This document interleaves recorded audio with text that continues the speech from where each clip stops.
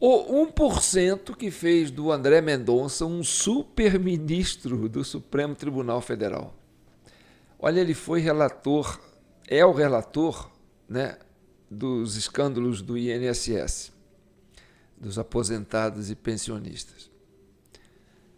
Para você ser sorteado um relator, ali você está concorrendo entre 10, né? São 10 ministros.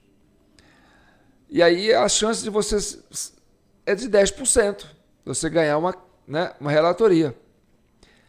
E em um 10%, a relatoria caiu para o André Mendonça, que é um antagonista, digamos assim, né, dos indicados aí pelos partidos de esquerda. E aí vem a saída do Dias Toffoli do caso, da relatoria do Banco Master, e aí faz um outro sorteio e cai justamente no André Mendonça. A chance, perdão, a chance de cair para o André Mendonça era de 1%, as duas relatorias, né? Porque multiplica, né? 10 vezes 10, aí fica 100. Então é 1%. E o André Mendonça virou um super-ministro que vai ter que julgar a atuação de seus pares, porque vai cair no colo dele a situação do Dias Toffoli. E isso é só o começo, porque o Alexandre de Moraes deve entrar na fila também. E agora o mais importante é o seguinte: o Dias Toffoli foi obrigado a sair da relatoria. Os ministros se reuniram, foram brincar daquele jogo, né, de detetive e assassino, né? Quem é o detetive, quem é o assassino, né? Quem gravou, quem não gravou, quem dedurou, quem não dedurou. A nossa reunião era secreta. Que reunião secreta para quê? Onde ministros têm que fazer reunião secreta para decidir alguma coisa? Ué, é tudo de interesse público. Isso aí devia ser de interesse público. A opinião de cada um devia ser de interesse público. Vai se discutir se o Dias Toffoli está sob, né, suspeição ou não. Então, se ele não está sob suspeição, o colegiado tinha que manter o Dias Toffoli na relatoria. E agora, se ele está sob suspeição, ele tem que ser afastado do STF. Ou seja, eles tiraram a comida do bode, mas não tirou o bode da sala. E isso vai piorar a situação. Porque a crise não vai parar. Ele tirou da relatoria. Isso não ajudou em nada, só piorou. E a pressão vai cair para quem? Vai cair para o Ministério Público, vai cair para o Paulo Gonet, né, o chefe da Procurador-Geral da República. Por quê? Porque ele não pode ficar prevaricando. Olha, tem um crime aí, parece que o ministro está no meio. Vai manter o cara ministro? Vai manter o cara no Supremo? Ele vai ter que decidir sobre alguma coisa? Se ele teve que deixar a relatoria, não é porque a mídia está atrapalhando, não é porque a imprensa está atrapalhando, não é porque a Polícia Federal está fazendo pirraça. Não. É porque o ministro estava suspeito. Senão eles não tinham tirado. E o Dias Toffoli falou que não sai, daqui eu não saio, daqui ninguém me tira, daqui não saio, daqui ninguém me tira. É carnaval, tudo bem. Mas teve que sair. E aí tem essa notinha que sai aí, vazou as imagens, vazou os áudios da reunião, todo mundo sabe o que cada um falou. Ou seja, ali é cobra comendo cobra. Mas então o Paulo Gonet virou a bola da vez. Por quê? Porque o Paulo Gonet, o Ministério Público, o chefe do Ministério Público tem que zelar pela instituição do Ministério Público e do STF, porque contaminou o STF. O Dias Toffoli e o Alexandre de Moraes contaminaram o STF com essa coisa do Banco Master. Está lameado. A instituição está lameada. Por quê? Porque membros estão fazendo dela, né, um lamaçal. Então tem que afastar. Não vai afastar? Então fala com a PGR. Ah, só a PGR que pode, só o procurador que pode dar impeachment, que pode afastar um ministro. Então vai atrás do relator, vai atrás do Procurador-Geral da República. E aí a pressão vai cair para cima do Paulo Gonet, que é um banana, né? Segundo o jurista Walter Mairovitsky. O jurista Mauro Mairovitsky, ele é colunista, né? Ele costuma fazer opinião jurídica lá no portal do UOL. Ele já foi desembargador, ele é aposentado, né? Ele foi desembargador do Tribunal de Justiça de São Paulo. Ele é professor, né, e titular de Direito no UOL, com forte atuação na análise de casos criminais e institucionais. E eu separei aqui um recorte dele, ele detonando o Paulo Gonet, chamando o Paulo Gonet de fantoche.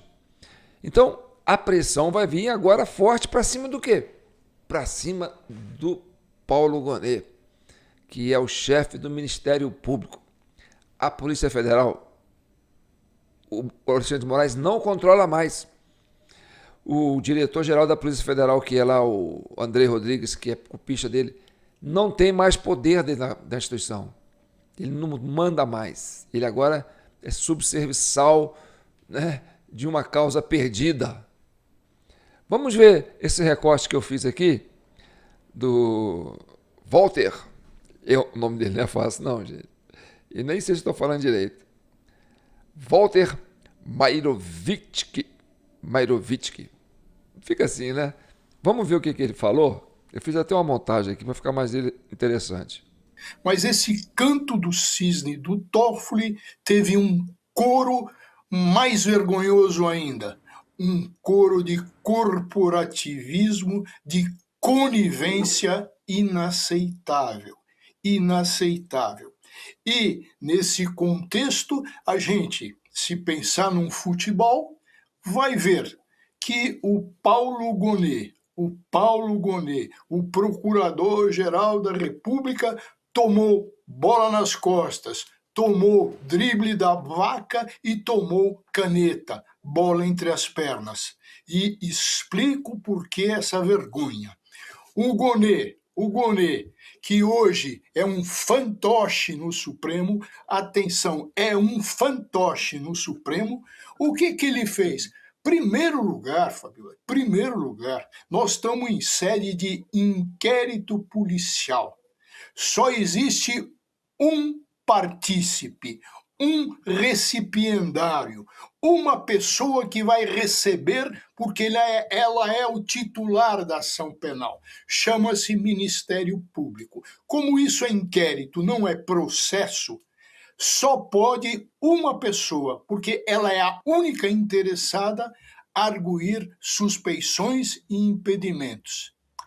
Ou seja, o Procurador-Geral da República, o recipiendário, ele não foi chamado ontem a se manifestar sobre impedimento e suspeição. Pior, atenção, bem pior. O que aconteceu? A nota do Supremo Tribunal Federal. Até um reprovado em exame da Ordem dos Advogados do Brasil seria capaz de enxergar a contradição entre um parágrafo e outro. O parágrafo onde o Supremo fala: eu não conheço da suspeição e do impedimento. Trocando em miúdos, isso quer dizer: eu não posso examinar o mérito da suspeição e do impedimento. Isso ocorre todos os dias na justiça. Por exemplo, alguém entra fora do prazo com recurso. O que diz o tribunal? Eu não conheço, está fora do prazo. E não conheço, portanto, não posso examinar o mérito. E o que fez depois disso escrito aquele grupo que se reuniu, aquele grupo supremo, 10 supremos? 3 parágrafos ou 4 depois, disse assim: não há impedimento e não há suspeição. E aí elogiaram a conduta do Toffoli. Ora, se não conheceram, como é que entraram no mérito?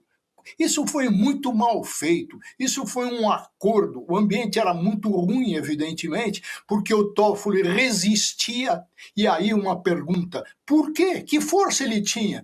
Com uma musculatura toda, o que tinha por trás dele? Quem estava sustentando o Toffoli? Resistiu até o fim e ainda saiu premiado, saiu de cabeça alta. Volto ao Gonê, aquele que está parecendo um fantoche. Ele é manobrado no Supremo Tribunal Federal. E a pensar, o Josias é desse tempo, quando foi promulgada a Constituição, e o Josias deve lembrar bem, como eu lembro, se falou, nessa Constituição, o Ministério Público é o quarto poder. Aquilo que se dizia da imprensa, a imprensa é o quarto poder, ela fiscaliza o poder. Isso passou para o Ministério Público, como se falava à época, é o quarto poder. É de grande importância, fundamental importância. Eles têm as mesmas garantias que um juiz. Agora, que papelão, Gonê, que papelão, uma inércia, mas se no judiciário nós não temos um órgão fiscalizador, no Ministério Público tem. E está lá uma das atribuições do Conselho Superior do Ministério Público. Atenção, não estou falando de Conselho Nacional, estou falando em legislação complementar. Qual seja, que criou no âmbito do Ministério Público Federal o Conselho Superior. E qual é a sua atribuição? Está lá escrito: processar o Procurador-Geral da República, no caso o Gonê, por crime de prevaricação. E a gente está vendo um Gonê totalmente dominado, um Gonê que já passou a mão na cabeça no pupilo do ministro Gilmar Mendes. O pupilo do Gilmar Mendes chama-se Dias Toffoli. Ontem era, e agora José, e hoje é, e agora Gonê. Por quê? O que ele vai fazer? Existem indicativos com lastro de suficiência.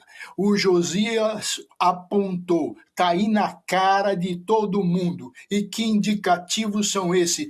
De crimes, vou colocar no plural, de crimes. Teve favorecimento, teve obstrução, tem uma coautoria em atuação conjunta com o Vorcaro, tem problema de dinheiro envolvido. Bem, o que ele tem que fazer? Em primeiro lugar, ele tem que ter olhos para ver. Ele tem que ver o quê? O Supremo enlameado, um Supremo que acabou no Irajá. Está no Irajá, precisa sair do Irajá. Ele vai levar junto o Ministério Público para acabar no Irajá? Como? E o respeito institucional e a importância que tem o Ministério Público, que também é guardião da Constituição, também está lá na Constituição escrito isso. O que ele tem que fazer para não prevaricar? E prevaricação é crime, para não ir lá para o Conselho Superior, num sistema de freios e contrapesos. Ele tem que pedir autorização para o Supremo para investigar criminalmente Dias Toffoli. É isso que ele tem que fazer, aliás, que já deveria ter feito. Tem que fazer essa investigação.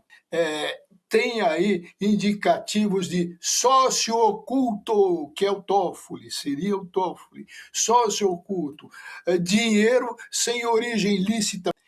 Ora, tem o Gonê imediatamente de investigar. Mas investigar, ele tem condições de investigar? Ele que virou Procurador-Geral da República por pedidos de quem? Do seu ex-sócio de Instituto de Palestras e Ensino, Gilmar Mendes, que tem no Toffoli, como eu já disse, o pupilo. O pupilo do Gilmar é o Toffoli. Não há dúvida disso. Basta ver que um incompetente de um Toffoli vai dar palestra no Gilmar Palusa. É ou não é, compadrio? Bom, o que tem que fazer ainda o Gonê?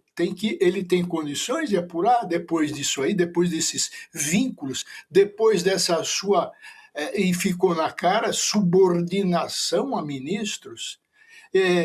Quem foi junto com o Gilmar apertar o Lula e conseguiram era o Alexandre de Moraes. Alexandre de Moraes que tá envolvido com relação à mulher, essa brilhante jurista que põe Pontes de Miranda no bolso. Pontes de Miranda, o maior jurista da história do Brasil, nunca conseguiu embolsar 3 milhões por mês. Então, veja a falta de senso de tudo isso. Bonet, a sociedade está enxergando, está olhando, ele não pode emporcalhar o nome de uma instituição de respeitabilidade como o Ministério Público. Paulo Gonet é a bola da vez, porque ele é a chave da porta, ele é a tranca do portão, ele é o problema. Gente, eu fiz aí eu vou entrar na coisa do supérfluo, né? Vamos falar um pouco aqui de numerologia e umas... Não, aguenta aí, não vai embora não. É interessante. Olha aqui, o STF começou com 10 ministros. E qual é o clima para colocar um ministro lá agora? Hein? Tem que indicar um lá no Senado. Qual é o clima? Não tem ainda. Então nós temos 10 ministros. Se você somar o número da numerologia, você soma os números todos que estão, os algarismos, aí você tem o número final. Soma 10, 0 mais 1, 1. Nós estamos no ano de 2026. Aí você soma os números. 2026. 2 mais 2 mais 6 dá 10.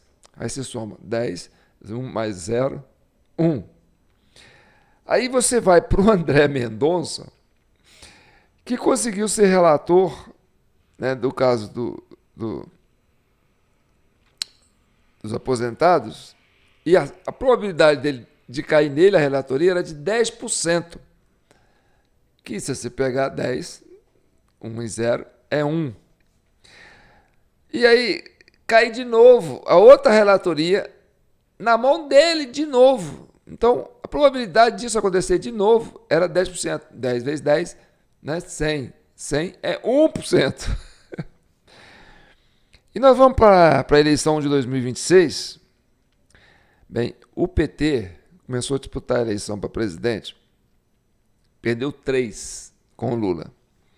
Então você tem 3. Depois das 3, ele ganhou 4. Né? 2 da Dilma, 2 do Lula. Depois, ele perdeu 1 para o Bolsonaro. Depois, ele ganhou 1 do Bolsonaro. E agora ele vai disputar a próxima eleição, do dia 2026. Então vamos somar. 3 mais 4, 7, mais 1, mais 1, mais 1, 10. 10, o que é? 0 mais 1, 1. Então, a gente tem um candidato nessas eleições que se chamam de 01, que é o Flávio Bolsonaro. Essas coincidências podem ser supérfluas, pode não dizer nada, tá certo? Mas pode dizer assim, olha, na política, na vida, né, tudo é momento, tudo é uma questão de momento. Quando o Bolsonaro foi, né, presidente em 2018, né, a gente soma 2018, não dava nada, né? 2018, 8 com 1, 9, 2 com 2 dá 11, né? 11 é 11, mas é 2, 1 também que está ali. Tá certo? Então, eu não sei não, mas eu estou para apostar para você que Lula não sai candidato. Sabe por que eu acho que isso? Porque a briga desse sistemão aí não era para eleger Lula. A ideia de tirar Lula da cadeia e colocar ele na disputa era para tirar o Bolsonaro. A cisma era com o Bolsonaro, entendeu? O negócio é o seguinte, vamos tirar o Bolsonaro. Para tirar o Bolsonaro precisava tudo. Qualquer esforço, vale tudo. Bem, tirou o Bolsonaro da jogada. E depois que prendeu o Bolsonaro, o negócio ficou ruim para o lado do Supremo. Por quê? Porque A mídia toda, esse sistemão todo que estava do lado desse Supremo, porque o Supremo era como diz assim, o motor para tirar o Bolsonaro e para prender o Bolsonaro, para isolar o Bolsonaro, né? Prendeu, pronto. Agora é descartável. Essa turma aí é descartável. Porque o Bolsonaro já está fora de jogo. Então, vamos recuperar a normalidade. E para recuperar a normalidade, vai ter que expurgar, né? Vai ter que fazer uma decantação, né? Colocar cloro e fazer baixar a bola dessa turma aí, tirar quem está fazendo besteira, quem fez besteira. Porque deram muito poder para essa turma e agora tem que tirar esse poder deles. Então, foi só prender Bolsonaro. Quer dizer, que a sociedade inteira, né, as mídias, a Globo, todo mundo foi para cima do Alexandre de Moraes, do Dias Toffoli. Você imagina, se Bolsonaro tivesse solto ainda, fazendo campanha para lá e para cá, para lá e para cá, você acha que essa turma ia ficar preocupada com essa coisa do Banco Master? Nada, ia ficar dando moral para essa turma aí. O assunto era o quê? Era a trama golpista, era o golpe, era o 8 de janeiro, né? Tem que prender os caras, e pena. Então foram 3 anos, né? 3 anos de pura, assim, martelando aquela narrativa, né?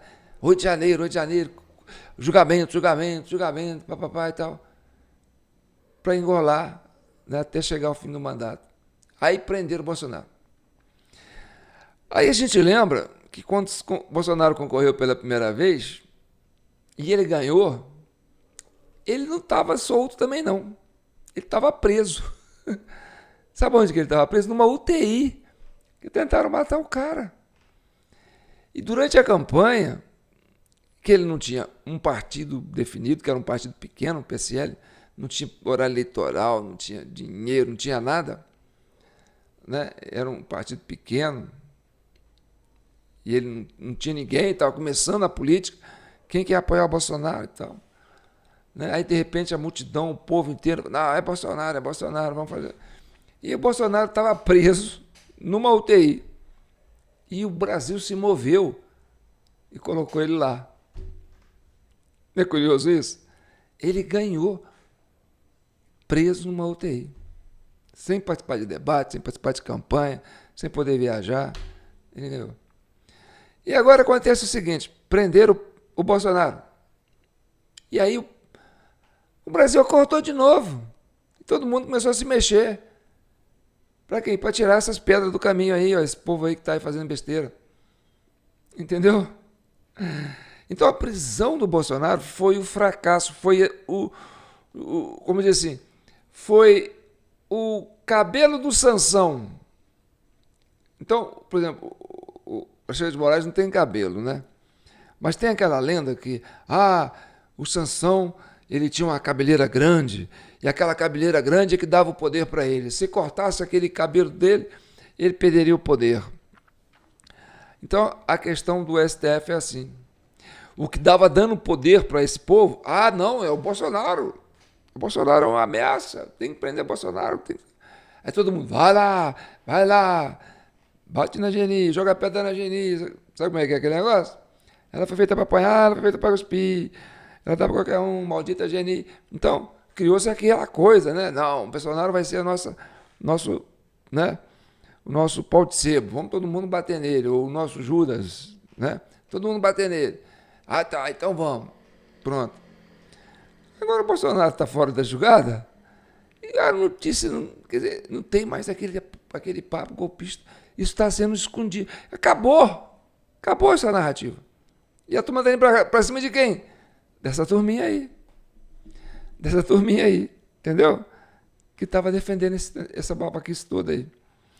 E aí o que acontece? O Brasil vai acordando, a Polícia Federal vai acordando, né? O Congresso pode ir acordando aos pouquinhos, porque vai ser difícil ali, porque esse Paulo Gonet aí, você viu na sabatina para ser aprovado de novo? Então, o Senado ali está todo contaminado. Então vai ter que explodir assim um por um. Vai ser um castelo de cartas desmoronando, porque a coisa é muito feia. E aí o Brasil vai se mobilizar. Falou assim, bem, Bolsonaro já está sem saúde, vamos colocar o filho dele lá. Vamos colocar o 01. É isso aí. E o Lula, sai candidato? Eu acho que o Lula não sai candidato, gente. Porque o Lula saiu candidato para derrotar o Bolsonaro. Esse povo aí que coloca como sistema, aquela coisa toda, não tem aquela coisa, não quero derrotar o Flávio. A gente queria derrotar o Bolsonaro. Para isso vale dar um cavalo de pau na justiça, anular tudo que foi feito na Lava Jato, né? Colocar o Lula no jogo de novo e pronto. Agora o Lula caducando, já está velho. Está tipo um Joe Biden, né? Vai chegar no fim do túnel aí, né? Tipo um Joe Biden, né? E eles não vão botar. Vai chegar na hora que eles vão falar, não vai dar para você. E aí vai sair um outro candidato aí. Entendeu? E o povo vai comer, não vai ser entre PT e Bolsonaro, não. O povo vai comer entre o Flávio e aquele pessoal do MBL. Que aquele pessoal do MBL são os filhos do sistema. É a geração, né, a próxima geração do sistema que está aí para trabalhar, para governar, fazer parte do Brasil de hoje. E eles vão vir e vão querer polarizar com quem? Com o Flávio. Porque eles não vão ser identificados como a direita. E o Flávio vai ser a direita. Eles vão vir como tipo assim um Pablo Marçal. Entendeu? Segunda geração. Para poder bater de frente, entendeu? Para polarizar e tal. Então, é aquela coisa dos tucanos, Avatar tucano paulista, né? Vai ser a turma do MBL. Que não é uma turminha ruim de serviço, não, mas é uma turma que é filho desse sistemão aí. Entendeu? É a geração que quer vir para substituir os pais, entendeu? Não, vamos dar uma demora para... Criou aquela coisa para derrubar a Dilma no começo, mas era essa turma aí, ó, do Estancar a Sangria que estava nessa brincadeira. Entendeu? E aí o Bolsonaro pegou isso aí porque ele estava fora do escopo. Né? Todo mundo falou, é o Bolsonaro, porque... Então, não é que o Flávio é o melhor dos mundos. Até é bom que não seja. Certo? Por quê? Porque a gente não precisa de um presidente forte. A gente precisa de um presidente aceito. A gente precisa de um presidente necessário. E por quê? Porque não é um presidente que vai construir o país. É um brasileiro. É os brasileiros que vão construir o Brasil. São os brasileiros. Então é a Polícia Federal fazendo o papel dela, é o Ministério Público fazendo o papel dele, é o Congresso fazendo o papel dele, é o professor fazendo o papel dele, entendeu? É o empresário fazendo o papel dele, é a polícia fazendo o papel dela, é o exército fazendo o papel dele, cada um fazendo o seu papel e ajudando a construir, cada um fazendo a sua parte. Ninguém vai carregar, o Bolsonaro quis carregar um Brasil nas costas, entendeu? Aquele Jepson, aquele cara lá que morreu preso lá, né? Envolvido lá com o tráfico de mulheres, aquela coisa toda, né? Um bilionário que entendia de finanças, sabe, que sabia ganhar dinheiro, igual aí o pessoal do Banco Master. Né? Sondaram ele lá, perguntaram para ele sobre Bolsonaro, aquela coisa toda. Na época o Bolsonaro estava disputando a eleição em 2018 e tal. Aí ele falou assim, é reinar no inferno. Quer dizer, o Bolsonaro era um cara que tinha uma postura, né? E agora você tinha uma realidade no Brasil que era uma outra realidade. E o cara ganhou para governar o quê? Para governar o inferno. Ele ia governar o inferno. Como você joga um cara no inferno? Então, esse Epson aí, que é ligado aí, ó, que chamou ele até de, né, parceiro do demônio, né? Ele falou assim, ele vai reinar no inferno. E é o que aconteceu. O Bolsonaro teve que reinar no inferno. Né? E agora a gente espera que, né, as coisas melhorem para nós com essa eleição. E aí, quando eu falo para vocês, olha que nós estamos agora entrando no carnaval. Né? E aí tem a discussão aí da escola de samba aí que vai desfilar com uma homenagem ao Lula. E aí o presidente da escola de samba é vereador do PT. E aí vai fazer um desfile, entendeu? Enaltecendo o Lula em período eleitoral. É claro e evidente que ninguém vai chegar para a escola de samba e falar assim, vocês não podem fazer isso. Não. É uma expressão, é uma iniciativa natural, né, de cultura, não é? Deixa lá a escola de samba fazer o desfile, homenagear quem ela quiser, entendeu? Depois a gente passa o rodo e vê como é que fica. Se isso foi campanha política, a gente vai discutir depois, entendeu? Se isso vai pesar a favor ou contra, isso a gente vai discutir depois. Então, é aquela coisa, o crime só acontece depois que foi concretizado. Então, a Justiça Eleitoral não tem que falar assim, olha, não vai desfilar. Por quê? Porque não tem um crime. Ainda não tem um crime eleitoral, entendeu? Depois do desfile é que nós vamos ver se teve crime eleitoral. Agora, pode acontecer de tudo nesse desfile. Pode acontecer que esse dinheiro do Banco Master aí que sobrou na mão desse pessoal aí, né, que tirou, vai comprar ingresso para toda a militância do PT ocupar aquelas arquibancadas lá e todo mundo gritar, Lula, vai dar PT, entendeu? A hora que começar a desfilar o negócio do Lula lá. Ou então pode ser que a turma da direita vai comprar todos os ingressos e a hora que a escola de samba descer, o pessoal vai começar a gritar, não. Entendeu? Então você pode esperar de tudo, porque, né, eu acho, assim, uma coisa complicada você fazer isso num período eleitoral, num país polarizadíssimo como está, numa escola de samba se meter a fazer política na passarela. Né? E eles vão fazer, eles vão provocar, né? Eles vão fazer provocação. E nós temos, né, o caso do Bolsonaro, que está inelegível porque ele fez discurso no 7 de setembro para a multidão lá e tal. Né? Aí nós já falamos sobre isso, que foi fazer isso depois, né? Caçar a inegibilidade depois que acabou o processo eleitoral, depois que ele concorreu. Né? Então, eu acho, entendeu? Eu acho que não tem sentido o Lula sair mais candidato. Por quê? Porque o povo queria tirar o Bolsonaro. E aí você vai botar o Lula com, né, um cara já ultrapassado, cansado, um monte de escândalo que vem por aí, entendeu? Carregar isso aí nas costas. Só se for para perder mesmo, eu vou entrar para perder. Porque vai perder. Vai perder. Vai perder. Vai ganhar. Não, vai perder. Entendeu? Então é melhor não sair candidato. Não é isso?